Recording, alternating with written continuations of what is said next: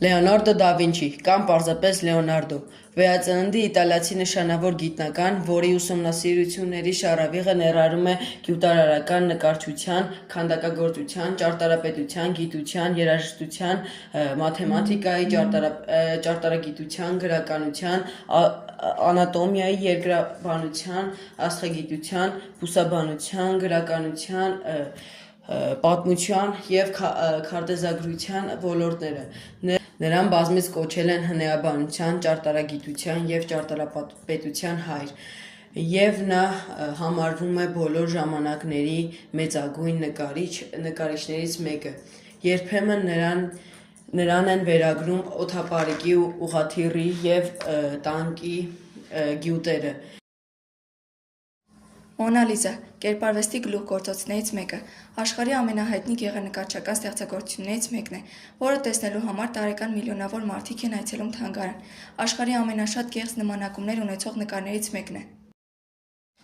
Վինսենտ Ուիլյամ վան Գոգ, հոլանդացի նկարիչ, համարվում է արևմտյան արվեստի պատմության ամենանշանավոր ու ամենաազդեցիկ դեմքերից մեկը։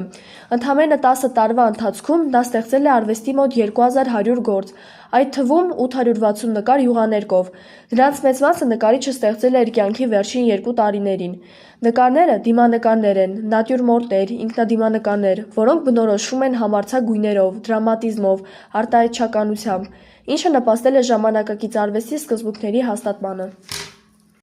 Աստղալից գիշեր, Ռոնի վրա նկարիչ Վինսենտ վան Գոգի նկարն է, որը պատկերում է Արլը հենց այս պահին, գիշերը, պահվում է Դորսե թանգարանում, Փարիզ։ Նկարը պատկերում է գետի վայրը, քայլելով դեղին տների մոտով, գիշերային երկինքը աստղային լույսի արտացոլումները և փողոցի լույսերը դարձնում են ավելի գեղեցիկ։ Օգյուստ Ռենուարը 1844 թվականներին ընտանիքի հետ տեղափոխվել է Փարիզ։ Վաղ տարիքից երգել է եկեղեցական երգչախմբում։ 13 տարեկանից աշխատել է ճենապակու գործարանում։ Ձևավորվել է սպասք, վարագույրներ, հովհարներ, միաժամանակ հաճախել է գեղանկարչության դպրոց։ 1860 թվականին Լովրում եղել է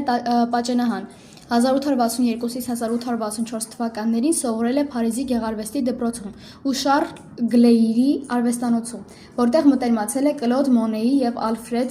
Սիսլեի հետ, ուսումնասիրել ու կրկնօրինակել է անվանի նկարիչների գործերը։